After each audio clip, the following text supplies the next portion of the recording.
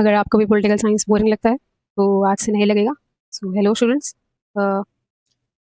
Welcome to our channel is called political inside by Sneha Paul.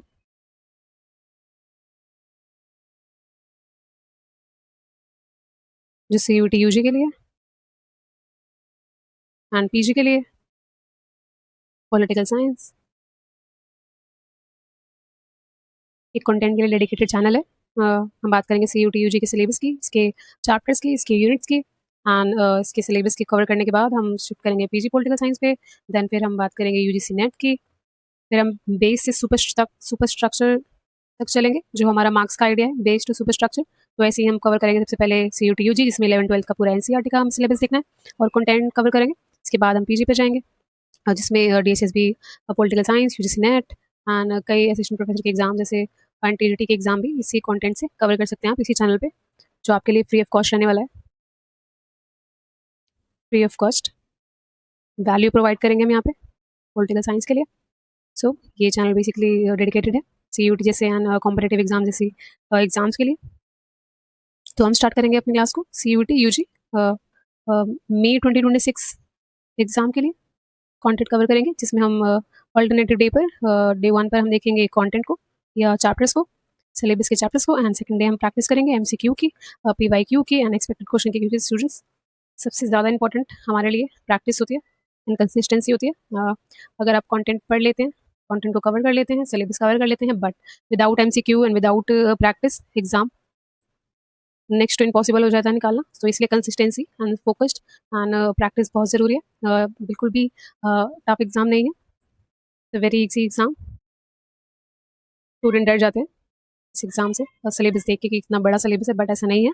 इसमें CUT UG exam के लिए हमें अपने 2 यूनिट्स को कवर करना है, यूनिट 1 एंड यूनिट 2 दोनों को कवर करेंगे, जिसमें 7 या 8 चैप्टर हैं।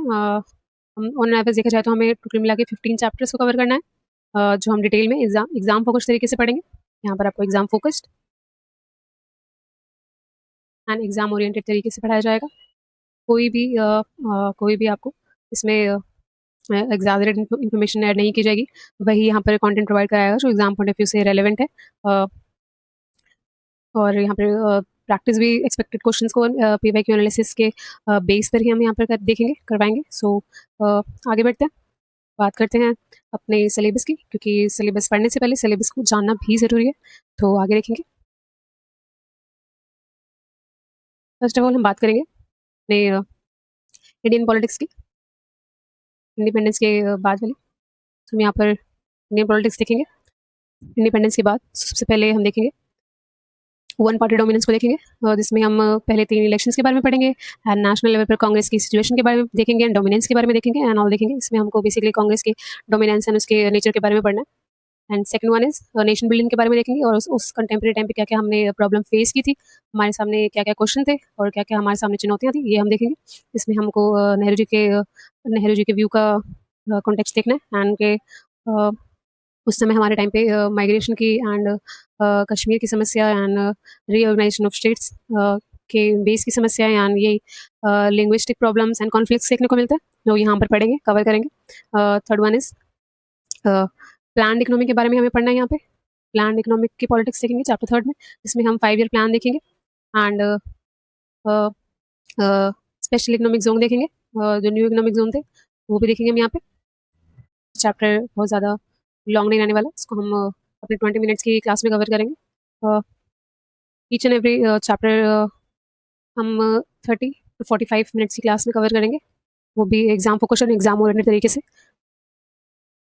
इसके बाद देखेंगे चैप्टर 4 इंडिया के एक्सटर्नल अफेयर के बारे में देखेंगे, जिसमें नेहरू जी की फॉरेन पॉलिसी के बारे में बात करेंगे एंड अपने वॉर के बारे में बात करेंगे 1962 का एंड जो हमारे 3 वॉर्स हुए 1962 में, 1965 में एंड 1971 में, जो हमारे वॉर हुए एंड अपनी न्यूक्लियर पॉलिसी के बारे में बात करेंगे और उसके कोरिलेशंस के बदलते फॉर्म्स के बारे में बात करेंगे। चैप्टर 5 में देखेंगे कांग्रेस व्यवस्था को चुनौती और पुनर्स्थापना, यहाँ पर हम देखेंगे कोरिलेशन के बाद क्या क्या प्रॉब्लम्स थे एंड क्या क्या रीबिल्डिंग में प्रॉब्लम आई, देखेंगे। कांग्रेस सिस्टम के बारे में मेनली हमें यहाँ जानना है। यहाँ पर हम देखेंगे कि फर्स्ट चैप्टर एंड ये 5th चैप्टर को रिलेट करेंगे आपस में, यहाँ की इन्फॉर्मेशन हमारे लिए यहाँ का बेस बनेगी। तो देखेंगे, ये देखेंगे 6th चैप्टर पे जो अ, रहने वाला है चैप्टर का, जहाँ पर हम इमरजेंसी की बात करेंगे,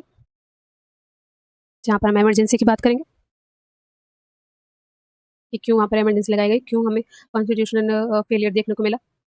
यहाँ पर देखेंगे 1997 के चुनाव देखेंगे एंड यहाँ पर जनता पार्टी का फॉर्मेशन भी देखेंगे, जो हमारा जहाँ पर हम जेपी नारायण के बारे में भी पढ़ेंगे एंड ये सब देखेंगे, आगे देखेंगे चैप्टर 7 के बारे में, जो रीजनल एस्पायरेशन एंड कॉन्फ्लिक्ट्स को दिखाता है कि उस समय हमारे रीजनल कॉन्फ्लिक्ट्स क्या चल रहे थे, हमारी नेशन की प्रॉब्लम्स में ही आता है ये सब। एंड उस टाइम पे हमारे पास टोटल थे 14 स्टेट्स, वहाँ की पॉलिटिक्स के बारे में देखेंगे कि किस स्टेट्स की क्या डिमांड थी, तो ये देखेंगे। और सेकेंड लास्ट देखेंगे डेमोक्रेसी एंड कोएलिशन पॉलिटिक्स के बारे में, जहाँ पर हम 1990 के बाद की पॉलिटिक्स की बात करेंगे, और इसमें बीजेपी का रोल एंड हमारी एनडीए एंड यूपीए गवर्नमेंट का कोएलिशन एंड करंट फेज की बात करेंगे 2004 से 2019 के बीच में, इसमें हम ऑल इंडिया अलायंस को देखेंगे। आज की पॉलिटिक्स को हम रिलेट करेंगे यहाँ से, क्वेश्चन करंट से भी बन सकते हैं, हमें हर चीज़ का रेलेवेंट इन्फॉर्मेशन करंट की देखनी पड़ेगी, एग्जाम पॉइंट ऑफ व्यू से काफ़ी इंपॉर्टेंट रहने वाला है। लास्ट देखेंगे यूनिट 1 का, जो कंटेम्प्रेरी हमारे पास इश्यूज़ हैं एंड चैलेंजेस, उसके बारे में देखेंगे। ये थोड़ा इजी चैप्टर रहने वाला है, आप इसको जल्दी समझ पाएंगे क्योंकि आप ये अपने आसपास होते हुए भी देखेंगे। इसमें ग्लोबलाइजेशन की चैलेंजेस के बारे में बात करेंगे, न्यू इकोनॉमिक पॉलिसी के बारे में बात करेंगे एंड ओबीसी के रिजर्वेशन के बारे में बात करेंगे, जो बेसिकली मंडल कमीशन से रिलेट करता है। मंडल कमीशन को मंडल कमीशन की रिकमेंडेशन पे किसी रिजर्वेशन का पॉलिटिक्स देखने को मिलती है एंड यहाँ पे बस हम ये देखेंगे। तो ये था हमारा यूनिट 1 के चैप्टर 9। बात है यूनिट 2 पे, which is very very important for our UT UG exam, जो हमारा 66% कवर करती है सिलेबस का चैप्टर्स को। तो वो देखेंगे, चैप्टर 1 देखेंगे, वर्ल्ड वॉर सेकेंड का एंड देखेंगे यहाँ पे एंड एंड ऑफ बाइपोलैरिटी भी हम यहाँ देखेंगे, दोनों को रिलेट करके देखेंगे, जिसमें हम देखेंगे रशिया के बारे में, रेवोल्यूशन के बारे में एंड सोशलिज्म के बारे में, कैपिटलिज्म को रिलेट करके देखेंगे, सोशलिज्म के बारे में क्यों वहाँ पर बाइपोलैरिटी का एंड हुआ एंड क्या रीज़न थे, ये सब हमें यहाँ देखने को मिलेंगे। नेक्स्ट हम देखेंगे alternative centres of power of economy and political power के बारे में जानेंगे हम यहाँ पे, आर्थिक और राजनीतिक शक्ति के वैकल्पिक केंद्र, alternative centres of political and economic powers के बारे में हम देखेंगे। यहाँ पर हम राइज ऑफ चाइना देखेंगे, यूरोपियन यूनियन को देखेंगे, आसियान को देखेंगे एंड यहाँ पर हम रिलेट करेंगे इंडिया के रिलेशन को भी देखेंगे हम चाइना के साथ एंड क्या क्या कॉन्फ्लिक्ट्स हैं, किस किस की बात इंडिया करता है, क्या हमारी पॉलिसीज़ हैं, क्या हमारा फॉरेन पॉलिसी है towards China and our neighbour country, ये हम यहाँ से रिलेट करते हुए देखेंगे। हम third one is cold war and के बाद का एरा, साउथ एशिया के बारे में हम यहाँ देखेंगे। इसमें पाकिस्तान एंड नेपाल की डेमोक्रेसी देखेंगे। अब नेपाल की डेमोक्रेसी की बात की जाए तो इसका प्रभाव हम भी देखेंगे, जो रिसेंट में हमारे पीएम वहाँ के चेंज हुए हैं, ये हम रिलेट करेंगे वहाँ से। यहाँ का हिस्ट्री हम करंट से रिलेट करते हुए पढ़ेंगे, तो हमारे लिए इंटरेस्टिंग होगा और आपको आपको माइंडफुल एंड थॉटफुल भी एंड आपके इनसाइट्स आपको चीज़ें समझ आएंगे, आपको कुछ भी रोट मेमोराइजेशन नहीं करनी है यहाँ पे, तो बहुत ही ईजीएस्ट वे में तो देखेंगे। यहाँ पर श्रीलंका के लिट्टे के बारे में पढ़ेंगे कि क्या क्या उनकी डिमांड्स थी एंड वो क्या अपने नेशन बिल्डिंग के टाइम पे किस चीज़ की डिमांड कर रहे थे, आगे देखेंगे हम। अ, यहाँ पर इंटरनेशनल ऑर्गेनाइजेशन के बारे में बात करेंगे, global power global global level पे हम इंटरनेशनल यूनियन की बात करेंगे, जो है हमारा यूएन एंड इसका फ्यूचर देखेंगे एंड इंडिया की इसमें सिचुएशन देखेंगे एंड देखेंगे एनजीओस को एंड ये कंटेम्प्रेरी टाइम से कंटेम्प्रेरी फेज से हमें रिलेट करते हुए चल रहा है यूएन की एंड क्या हम क्यों हमारे लिए इंपॉर्टेंट है, कैसे हमारे लिए इंपॉर्टेंट बन जाती हैं एंड इसका हम हमारी इकोनॉमिक पर एंड पॉलिटिकल रिलेशंस पे क्या प्रभाव पड़ता है, ये भी हम इसमें देखेंगे। नेक्स्ट हम देखेंगे यहाँ पे सिक्योरिटी के बारे में, यहाँ पर हम जानेंगे सिक्योरिटी के बारे में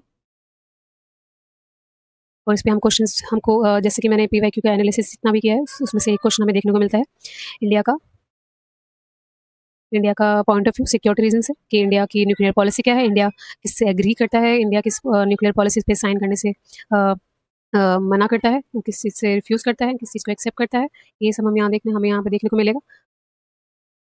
एंड कुछ ग्लोबल प्रॉब्लम के बारे में हम देखेंगे यहाँ पे, जैसे पॉवर्टी हो गया, हेल्थ हो गया, एजुकेशन हो गया and human rights and migration, ये सब प्रॉब्लम भी हम इसका के बारे में थोड़ा-थोड़ा जानेंगे। And last but not the least our environment and natural resource के बारे में बात करेंगे। इसमें हमारे एनवायरमेंटल मूवमेंट्स के बारे में हम बात करेंगे कि जो रिलेटेड है, जैसे हमारा क्योटो प्रोटोकॉल हो गया एंड क्लाइमेट चेंज पे जितने भी हमारे मेजर मूवमेंट हुए हैं, मेजर साइन हुए हैं, मेजर ट्रीटीज़ हुई हैं, उनके बारे में हम बात करेंगे। ये सब हमें देखने को यहाँ मिलेगा। तो मोटा-मोटा हमने देख लिया कि हमें क्या पढ़ना है। हमें हमें बेसिकली एनसीईआरटी बेस्ड लर्निंग करनी है। जो भी आपको स्लाइड्स यहाँ पर दिखाई जाएँगी वो प्योरली एनसीईआरटी बेस्ड होंगी। उसमें कोई भी एग्ज़ैजरेशन नहीं होगा कंटेंट का, सिर्फ एनसीईआरटी बेस्ड रहने वाली है प्योरली, और आपके एग्ज़ाम पॉइंट ऑफ व्यू से काफ़ी रिलेवेंट होने वाली है। जो भी टाइमलाइन, जो भी डेट्स एनसीईआरटी में मेंशन होगी, वो इस स्लाइड्स में भी आपको देखने को मिलेगी। कुछ भी यहाँ पर स्किप नहीं किया जाएगा, तो आपके एग्ज़ाम पॉइंट ऑफ व्यू से क्लास काफ़ी इंपॉर्टेंट रहने वाली है। तो आप मेक श्योर आपने ये सब्सक्राइब कर लिया हो एंड नोटिफिकेशन ऑन कर ली हो अपने क्लासेस के लिए, जो हमारी ऑल्टरनेटिव डेज पे चलेंगी। फर्स्ट डे हम कवर करेंगे अपने कंटेंट को एंड नेक्स्ट डे हम कंटेंट करेंगे अपने प्रैक्टिस को। कंटेंट के साथ प्रैक्टिस भी काफ़ी इंपॉर्टेंट है, तो हम कंटिन्यू और कंसिस्टेंसी रखेंगे अपने क्लासेस में। एंड ये लास्ट हमारा टॉपिक था ग्लोबलाइजेशन। इसके बारे में हम पॉलिटिक्स के बारे में थोड़ा पढ़ा है। यहाँ देखेंगे ग्लोबलाइजेशन के बारे में, इंडिया के क्या इस पे व्यूज़ हैं, क्या थॉट्स हैं ग्लोबलाइजेशन के बारे में। इसकी क्रिटिकल एवैल्यूएशन भी करेंगे हम इंडिया पॉइंट ऑफ व्यू से ग्लोबलाइजेशन के बारे में, एंड इसके मेरिट डिमेरिट्स दोनों को देखेंगे, डीमेरिट्स एंड मेरिट्स दोनों को हम यहाँ देखेंगे। So guys, I hope you like it. Thanks for watching. Thanks for watching and please do subscribe this channel, help us to grow, कि आपके लिए क्वालिटी कंटेंट प्रोवाइड करवाते रहें। और मेरा मोटिवेशन डायरेक्टली प्रोपोर्शनल आपके सब्सक्रिप्शन से, आपके हेल्प से, आपके आपके इन्वॉल्वमेंट से जुड़ा है। सो मेक श्योर आप इसको कम ना होने दें, ऐसे ही आपके लिए कंटेंट लाया जाएगा। So goodbye, Sneha Paul this side, do well in news.